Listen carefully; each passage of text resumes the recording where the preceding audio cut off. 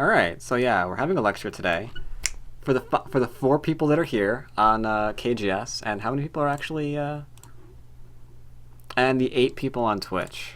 This is good. This is good. So there was a lot of things that I thought about doing today. Hello. There's a lot of things I thought about doing today. Wasn't sure what I was going to do. I considered, for example, doing a basics lecture. I was going to go do one on on the differences of the different approaches that you can place, how to choose between all the different approaches that are, occur throughout the game, whether you're approaching a 4-4 or a 3-4 point, based on what they have, based on what you have, and all that good stuff. However, I then found a game which I thought might be a bit more entertaining than me wibbling on about different approaches. So that's what we're going to be going on over today instead. We're going to go over something a bit more interesting than my wibbling about approaches. We're going to be going over, let's put the players up here, a game between everyone's favorite player. Let's see, everyone knows their 9 downs, but let's put that in there anyway. There we go. Everyone's favorite player, Lee Sedol, versus Choi Cheolhan, another very, very strong Korean player.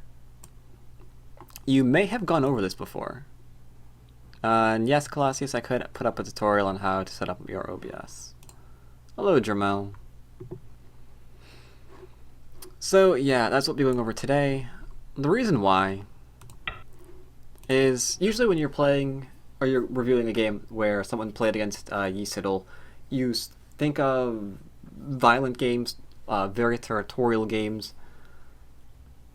This one's not quite like that. This one's not quite like that, and it surprised me.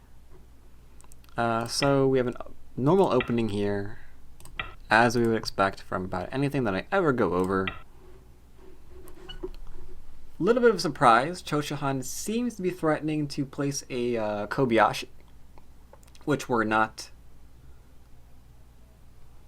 normally seeing. We usually see Chinese variations more often than not. White doesn't do that. Oh my god. Bye-bye, tree. White, yep. White plays back off. So black could play whatever he wants. Black could play, for example, a Kobayashi, as we just mentioned. Could play low Chinese, could play high Chinese. And it would appear that high Chinese right now seems to be a little bit in fashion. I have seen so many games lately where almost this exact same opening is being played. So it seems to be something the pros are currently experimenting with, because it's occurring a lot. So right away, high Chinese. What do we know about it? What do we know about the high Chinese? Do we know anything about the high Chinese? Jamel says the high Chinese is stupid. Okay, that's something that he knows about it. I was not aware of that. But you might be correct. Is there anything else that you know about the high Chinese besides that it is stupid? Reminds me, okay, reminds you of Sanren say, okay. I can see why that would, there we go, something useful. It does go more for influence rather than the low Chinese, which, typically goes a bit more for territory, but can go for influence as well. This being on the 4th line means that we've got many different ways that we can go ahead and reduce. We could approach, obviously, as is normal. But then you've got a whole bunch of different things that you can use in order to try to reduce the right-hand side, because this thing is on the 4th line and not the 3rd line. So yeah, it's more open to invasion. So we need to play it for influence. So that right there is interesting. You're playing against Lee Sedol, you took black, and you've decided that you're going to play an influential game against one of the most aggressive players on the planet. That promises to be a very interesting game. There's no way that's going to be a boring game. So alright, he's playing the high Chinese. We decide that we got to do something about this. Obviously, we want to make certain that the K4 move is not taken by our opponent, because we can imagine quite easily that once we get rid of these and we put a triangle on the board, if we imagine that triangle as a black stone, that is a really, really great framework for our opponent. We just don't want him to get that. So it stands to reason that we can take that point for ourselves, because there are proverbs that say we are allowed to. Alright. This, on the other hand, is not so easy. We have to decide, are we going to play a move like F3? Or move and defend F3, rather, and try and make that stone live? Or are we going to do something else? Are we going to go to D15, for example, and approach the 3-4 point? Are we going to make the top larger and try to expand our framework over there? Like, what are we going to do? Becomes the question. Very difficult to answer. It could go right, which is about anything you want to play. You could jump out here, for example. That would not be a problem. You probably could approach. That would not be a problem as well. Black decides to try to sacrifice his stone, or at the very least get white to put more stones against his one stone. If it lives, better for him. But white decides not to, since we destroyed the tree, let's go ahead and play it. White decides not to simply go into this kick variation, where we just attack these two stones.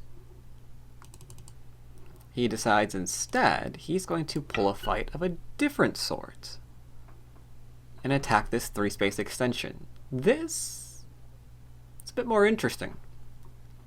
Kick variation seems weird because of M3, so says Jermel.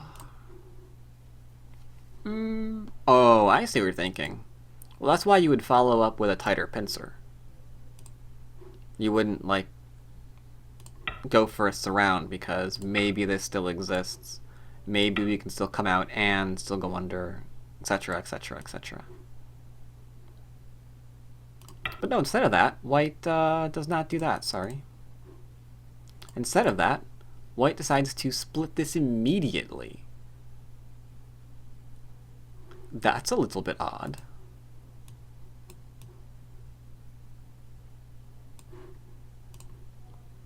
But we must decide what we're going to do. How do we handle this? Because this one stupid pesky little stone has far-reaching implications. I mean, we have an option. We could jump up, for example. But if we jump up, then further reduction on our corner could be played. That would be bad. We could enclose, but then white would play here, and then we're in a little bit of trouble. Ooh, interesting. We could play the diagonal, indeed. Indeed. We can defend here, prevent that nasty little attachment. If white extends up, then we can jump, and suddenly we're throwing everything completely off guard, right? We're threatening K4, we're threatening the two stones. Bad idea. So white follows up instead. He's not going to get into this variation where suddenly, I mean, what do we do here? Do we Hane? I suppose we can, but this does not look like it's going very well for white, right? So we have to attach, that makes sense. And after we attach, obviously the Hane is going to be played. I mean, we could play here. This just says, you know what, I really just want to live here. This has a little bit more aji to it. A bit more possibilities. Question now is, what is black going to do? Can't extend out the stone, that doesn't make any sense. So we're going to connect, clearly. But the connection is actually interesting, because white has a choice here. A choice that you may not actually think of. White would normally, you would think, Atari down, right? And if we Atari down, then what happens here? We sacrifice our two stones? Probably Incente? And then we get to go back and play over here? K4 looks really stupid now. It really does. We're getting over-concentrated here. So white does something a little bit unexpected. He plays this. He plays here. Now, can we actually kill M3 from this? No, of course not. Right. We can't kill that. It's not possible to kill that. So, what we are doing is sacrificing our stones. We are sacrificing our stones in Sente. And the reason why we're doing that is so we can go back and really seal off the Aji of the bottom left-hand corner. Now we've got a bunch of strength. We've got a stone that has no Aji to work against. So we've chosen to give up our 2 stones for the fight in the lower left-hand corner, where we're going to be nice, strong, and nice and thick, and all of that good stuff. We've sacrificed our 2 stones here for influence. So, what do you think? Should we, is the question. Should we get F3 out of here now? Do you think it's a proper time to run out that stone? Or should we be just like, I guess that's just yours and play elsewhere? What do you think is a good idea here? Okay, Jamel is all about the YOLO, but we're not going to go into that. Too early? Not early enough? It's a narrow era compared to the top and the left. Yeah, I would think if I was in a teaching game and I saw my student, try to run out that stone and be like, maybe you want to do that some other time. We've got the corner that we can still bring out. You know, you can expand along the top. You can even make enclosures and things like that. Maybe worrying about the 1 stone is a little bit too early. But Choi Cheolhan is a Korean 9-dan. He's a very, very good player. He decides that now is the time to run out this stone. And to be fair, it is a little bit awkward to see how we're going to deal with this stone. I mean, what do? Do we just jump out? A 2 space? That seems a little bit too slow, right? I mean, that helps. That's just running away our group. How do we actually attack this? I mean, do we try to cut through it? That is really too slow. Because then our opponent can just be like, well, I know I can gain strength over here. I can keep jumping out. I can do whatever I want, really. Because who cares about this stone? If we get shape in the middle at the cost of F3, that's pretty friggin' good.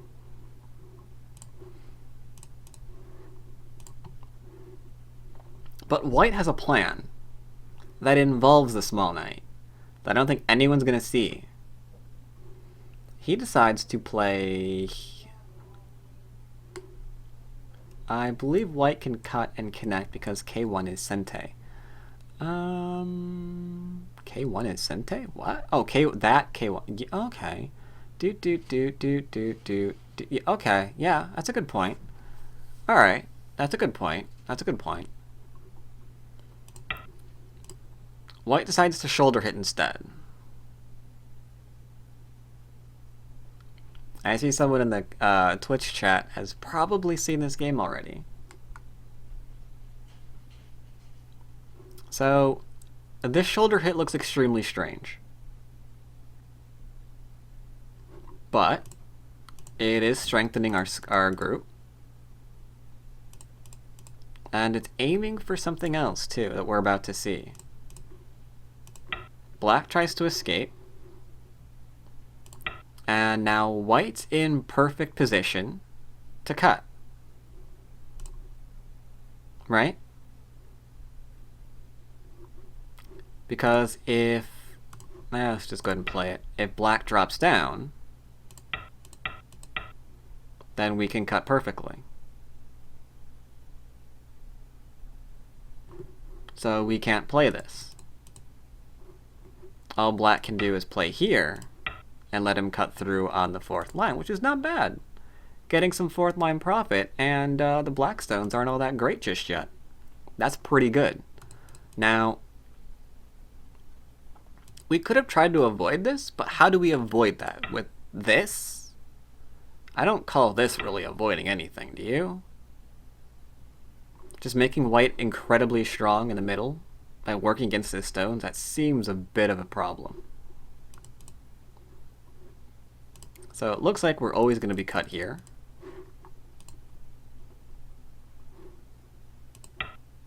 Black extends. White's connected. Don't have to play locally. So we threaten to surround and take extra points. Plus we get rid of a very, very annoying forcing move that everyone knows exists. And that forcing move, of course, is if we really need to, we could always lean against here with a shoulder hit and get shape really, really, really fast.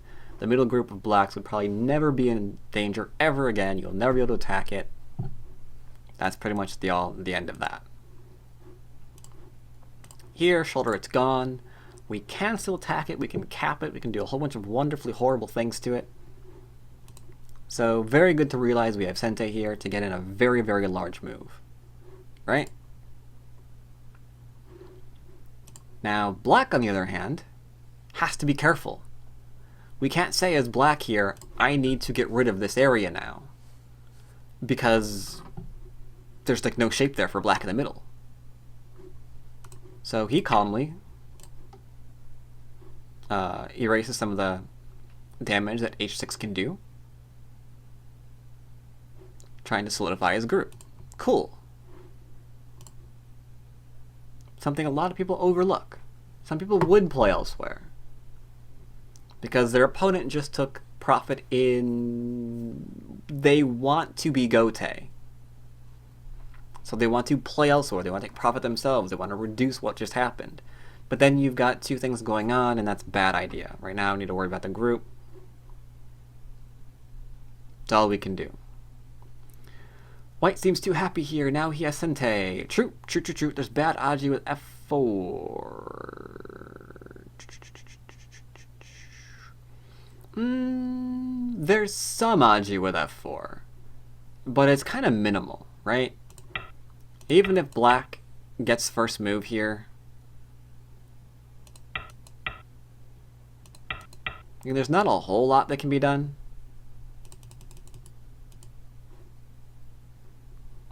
Right? Alright, so we got that. White now says, I'm going to approach because I have an upper left-hand side of the board I can make ridiculously huge. So go ahead, back off. I'm going to take a large point, and now my framework is larger than yours. So white says, well, forget that crap. I'm going to pincer you.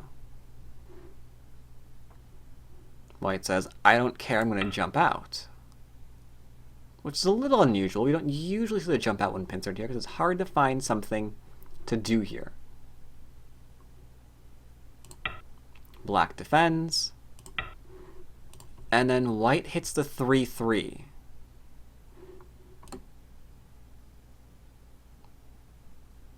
At this point, I don't mind being a little bit confused because I've told people so many times that, like, well, you know, jumping out like that and then going into the 3-3, that kind of shows that you don't really know what you're doing. I mean, you can't connect, your stones are going to be hurt. So, a little bit strange there. The only benefits that I can think to do this are, one, black has to be careful because he is trying to build up in large area. I mean, that's what all this influence is for. So if he's got a group that's running around, he might reduce himself. That would be bad. White's probably looking at the bottom left and realizing there's still a weak group down there. So if I have a weak group and he's got a weak group, there's still possibilities there.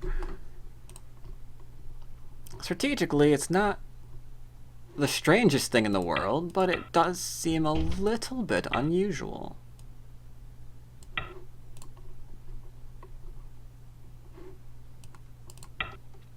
Black goes under, threatening to connect.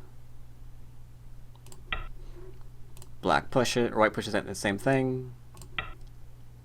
Now we have this who's going to connect first. Obviously black's going to connect. White has to live at that point in the corner. We don't go down and play here, because that's not what's interesting, and we don't want to play this. This would be very, very bad right now. Well, only in the sense that you'd lose the game, rather embarrassingly. So we're not going to play that. Instead we play here, and focus on the 4 stones in the middle that need to do something. Alright, so 4 stones must do something. What are they going to do? Not entirely sure. But we know they're doing something.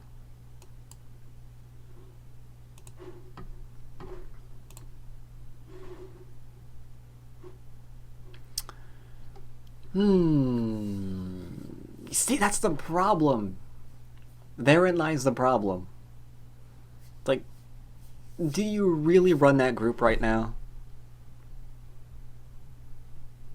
That's kind of hard to do.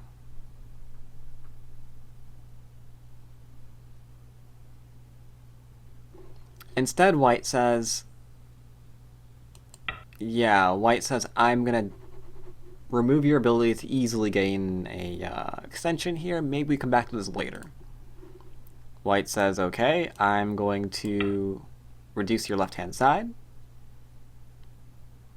Why do you sound like a cricket? If there's something weird with my voice, it's probably because of net lag or something. So I don't really know like why that would be occurring. Probably yours, or maybe KGS's, or someone's. It's hard to say.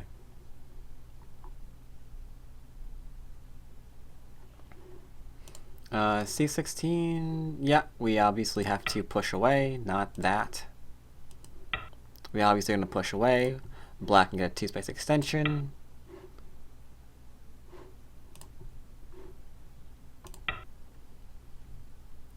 Hurt the base, force it to flee. Because if we flee, then where are we going to go, right? We can read that. We can read 1, 2, and then a problem. Because do we exchange further? Are we going to just surround ourselves? That's an issue. So Black says, I'm going to try to loosely strengthen both of them. Which seems extremely brave. I would not do that against Lee Sedol because I'd be like, well, I wonder if he knows that he can cut me. Maybe he doesn't. Maybe he doesn't.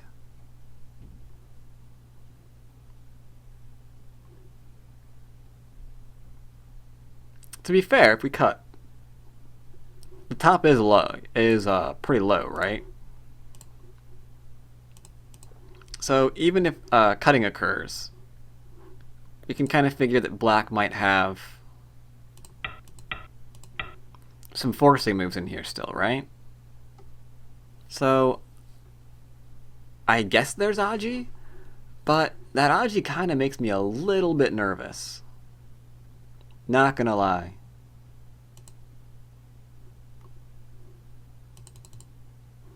So alright. Black jumps up. There's the cut. But White decides to save this group instead. It's a question. What are you going to do? Are you going to make a two-space extension, let me cut you off, or are you going to connect underneath? Black says I'm going to connect underneath. Okay. White goes for more territory. And reducing the right-hand side. Black says, I'm going to defend myself. Because we're going for a lot of influence here. Because there's targets on the board. There are clearly targets on the board, right? I mean, this group right here in the top is a really huge target.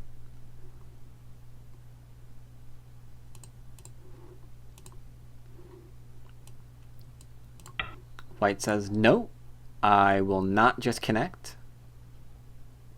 I'm going to go after those 2 stones. Black says, no, you're not. And now we have a moment of pause. Because we still do not want to merely play E17. We don't want to just connect on the top of the board. Meanwhile, as is being pointed out in the chat, the group at N17 does need a lot of help. So we don't want to just connect. We've got a weak group on the board, and it looks like our opponent might be getting a little bit of influence that he's going to try to use to take a lot of the board for himself. So what are we going to do? L13. Try to jump away. Interesting. I would have thought maybe push up first at P13 or something. I don't know. But white decides we're just gonna defend all the things very, very lightly.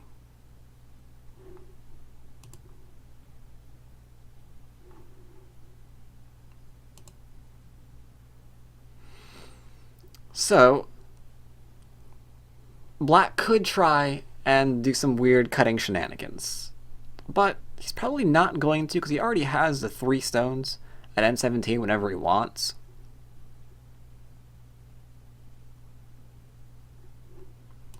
Instead, he decides to separate and go after G17. Yeah.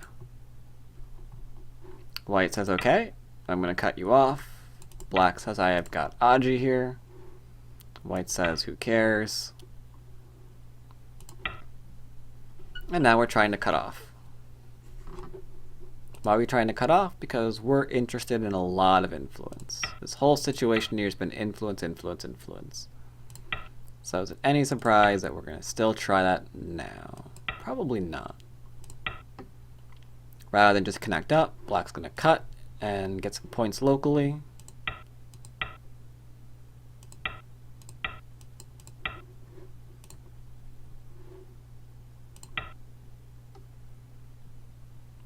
Alright, got a few points locally. More importantly than that, we got white to commit, which is really important. So now when we do things like, oops, my bad. When we do things like try to make him heavy, we might be able to split him. Hard to say who this is good for just yet. Hard to say. But we can see what the idea here is. We're just going to try to split up the groups. Right? Basic. 2 weak groups, let's split them apart. White says, hey, that's a great idea. Weak groups, split them apart. Got it. I'm taking notes, man. It's a good strategy. I'm going to use it as well. Don't have to worry about the H13 cut, obviously, because case of 13's position, it's perfectly placed to deny any such craziness.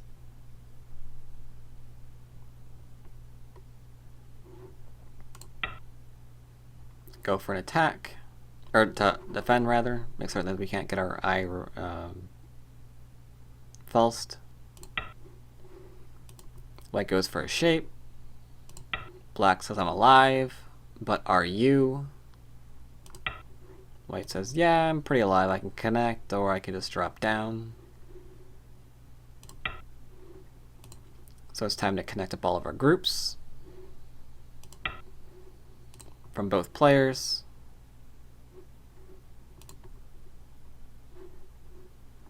And now I must decide what to do. Because right now we're not alive here just yet with this group. I mean, we know we can't cut directly. But this is not the perfect shape that we would normally want to ensure that we have eyes, right?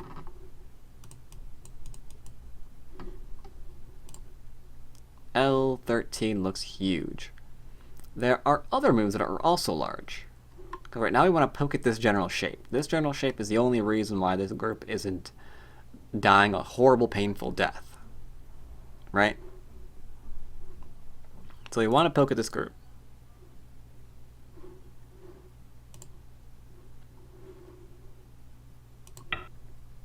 So black pokes.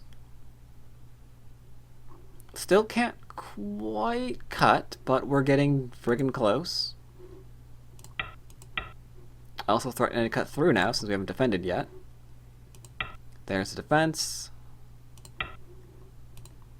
Looking for Samaji.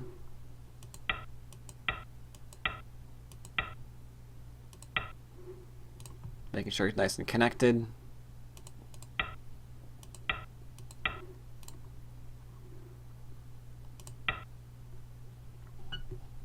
This was the idea that you guys were referring to earlier. The fact that, unfortunately, there is a liberty shortage here, and nobody wants, or black doesn't want e3 to be disconnected, but white can't let it connect. White also would preferably not want c5 to be cut through. Unfortunately, can't have both things at once. So he's cut through. Takes, we are not going to a ko. If it was me, unfortunately it's not me, so we can in fact go to a ko. I would have backed off and willing to give away anything to avoid the ko. On the other hand, white not so interested. White's interested in securing his himself in the center. Because we can't really do a ko when our group here is still so unsettled. We'll never win it, and we'll just look weird trying to.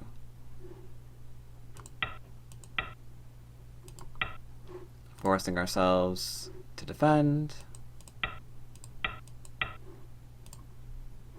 White gets a little bit more as a result. And finally gets to see if he can defend both of his cut points. Looks like he's defended because the Hane will kill. Sorry, can you show me what happened if white had connect at c5?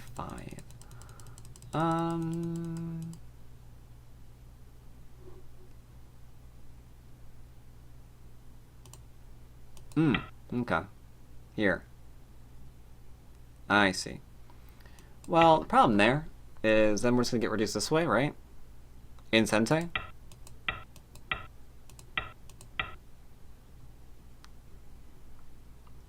And not only that, we have to be a little bit careful as well. Well, no, we don't. Not that. Because we can't because of throw-in.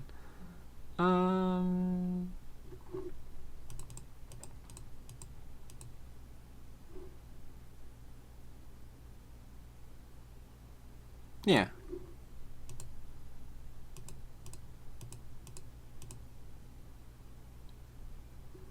It's going to be kind of annoying.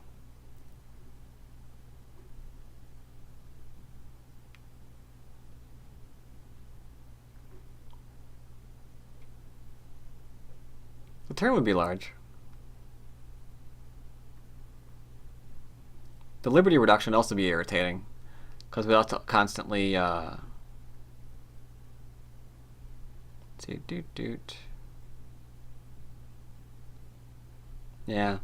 We'll have to take this stone later to make certain it doesn't come back to life. Because this could be annoying. Like, that actually completely connects up because we can't fight this, right? I mean, it looks like we might be able to cut through and disconnect white, or black rather, but we actually can't for reasons mentioned.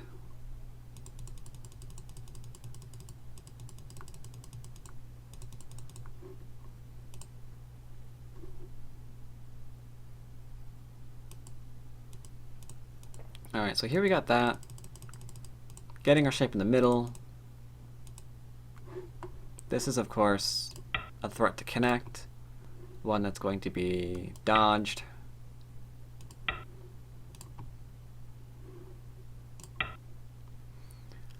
White's shape's not perfect yet, so black cuts to try to make use. White backs off. He needs to connect. Everything to connect. He cannot let himself be disconnected. That's way too large of a group to give up. But that means black seeks profit.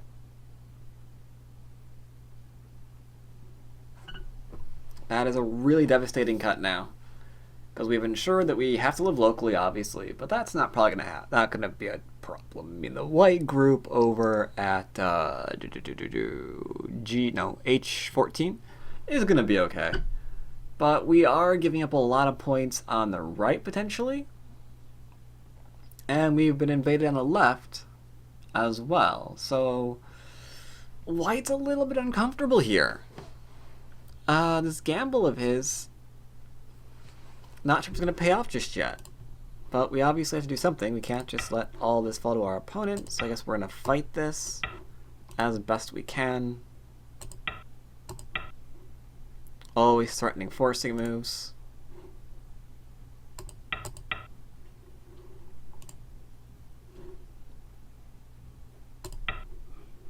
Connects. Everything up. That's kind of strange. Didn't expect that one.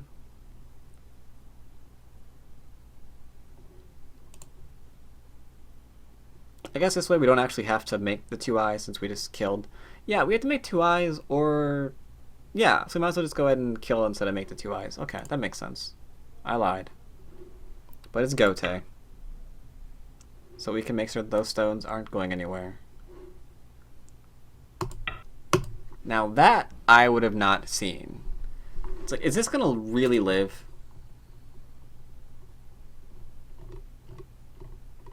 Like, really? This is the kind of move that seems like should die horribly. Like, how is this gonna live? Well, technically it would probably die horribly if this had been the low Chinese, I suppose, but here we actually can threaten to go underneath because of that high stone.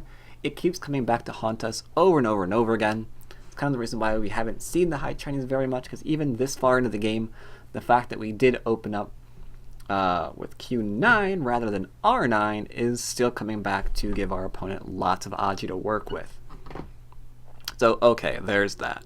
We have to do something silly like kick and make certain that nothing can happen to our stone.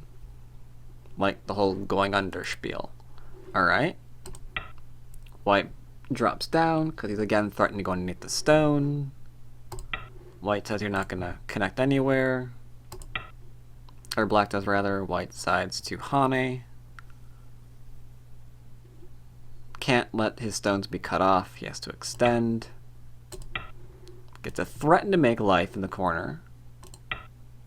But that life is denied. Can threaten to connect up. That's a little bit more problematic. We can't clamp, otherwise it goes into an Atari, so we have to play here.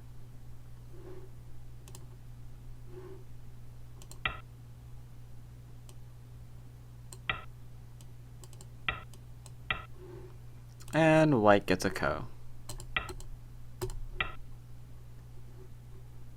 Atari's pretty big.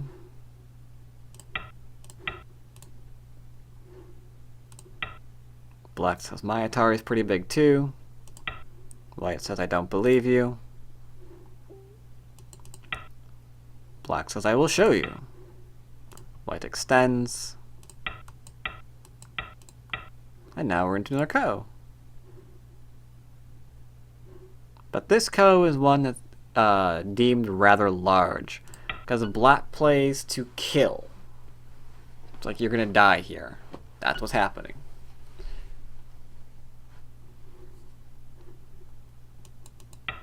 White says fine, kill me. Goes back to ko. 2 ko in one game.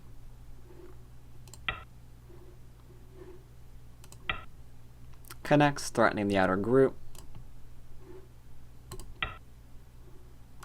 Goes back to ko. Threatens to kill. Goes back to ko. Double Atari, that's a thing. White says no joy. I'm just going to end this. 3 liberties, 3 liberties. We could respond, but that's Gote. White connects.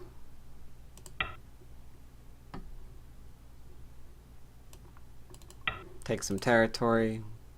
Black takes some profit. White connects because he's not only preventing endgame, he's also threatening the connection of underneath. No ko for this one. Getting in a few large moves. Is refused connection because we can't actually continue to extend, right?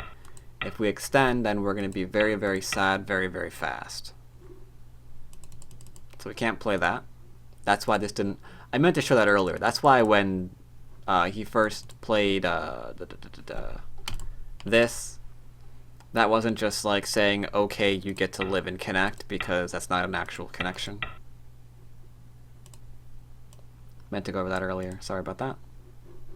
So yeah, we can't play that way. We are connected though, so we get to save our stones with the empty triangle. Amazing how many times that thing just keeps popping up. Some endgame.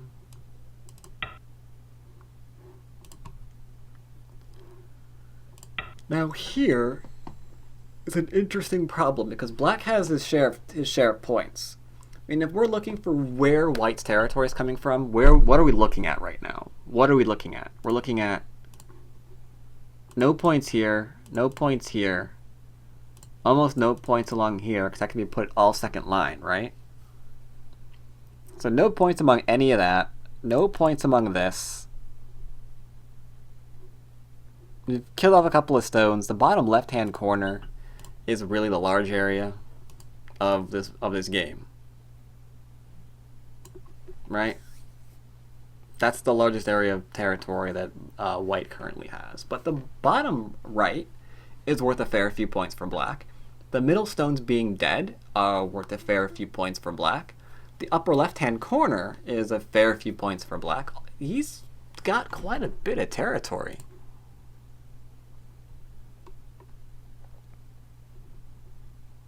Let's see. Prevent disconnection. That would be worth a fair many points for black. Drops down. What game is this? Let's see, which game was this? This was... I'm typing it.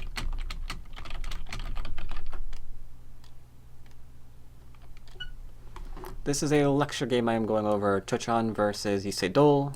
I don't have the players up there, sorry about that. Yep, no problem. But yeah, it seems that black is doing fairly well in this game. Despite playing a very opening that we don't see too often, the High Chinese, despite playing influence style versus Lee Sedol, something else we don't normally expect.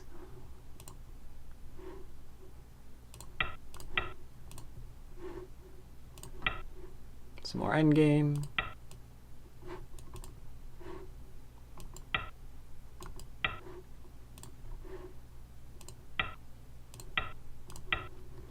Forcing moves. Forcing to live. And then last but not least, white resigns. Because it's just too much. It's too much. The amount of territory that white has is not a lot. The bottom left-hand corner and like the 3 stones captured on the left-hand side. That's pretty much white's territory. Now, black doesn't have a whole lot of territory, but he has enough. Bottom, middle, top, a little bit of left. All very, very nice. So, sadly, Choi Cheolhan beats Lee Sedol by resign, playing the High Chinese, which we've been seeing a lot lately, and as a consequence, you probably can expect more lectures in the future to feature the High Chinese, because I think it's going to stick around for quite some time. I think this might be a new thing. Or at least it is this week, because I've been seeing it on Taigame, I've been seeing it in pro games, I'm seeing it everywhere. So we'll have to see how long it sticks around. Might actually be a thing, who knows, who knows. But yeah, fun game. Not something that you usually see. Influence style versus Lee Sedol. It actually works. It actually worked. So, hope you enjoyed the game. Do you guys have any questions about it? While you guys are deciding if you have questions about it, I do want to point out that this weekend we are continuing, of course, on Saturday at the normal time of... mind blank. Is it 7 p.m. Eastern? Shoot, I don't know. But I will check it out in a minute. You'd think I know this time by now.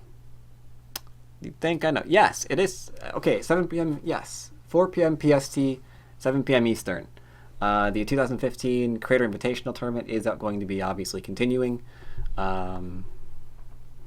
I think Oddness will be playing Starstorm, and we might be doing our losers brackets there as well. We've got a few of those games to go over still. So if you've been enjoying that tournament as much as I have, you want to make certain you're around for that. If you follow my Twitter, you will know when that comes back.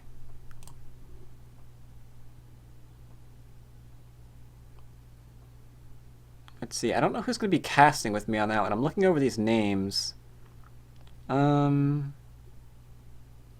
Colossus hasn't casted with me yet. I hope they get him involved. Starstorm's going to be playing, Honest will be playing. I might get Tyler back, depending on if his game's going. Maybe Shengo. I don't know. I want to get Colossus, though. Hoping that he's available. Was there a point here where the High Chinese was clearly better than the low would have been? That's a hard question to ask, because the style itself was... Yeah, that would have been a completely different game. If that hadn't been a high stone, we might not actually be playing blatantly for influence right now, and White's answers change. So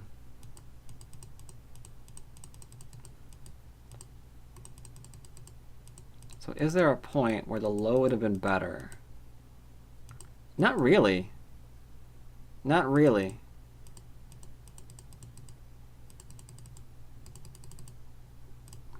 It's cool to see the High Chinese come back into fashion. A little bit. A little bit, yeah. I think it's definitely one of the openings that are underplayed. So it's that is really nice, yeah. But alright. Hope to see you guys Saturday when we continue the tournament. Hope you guys enjoyed this lecture. There are more Go videos on the way now that my bandwidth's been reset. The reason why I haven't been uploading past lectures and streaming lately, as I'm sure you realize, is I ran headfirst in my bandwidth cap. So for the past like 2.5 weeks, I haven't been able to. I had to really minimize how much bandwidth I use because it costs a lot of money.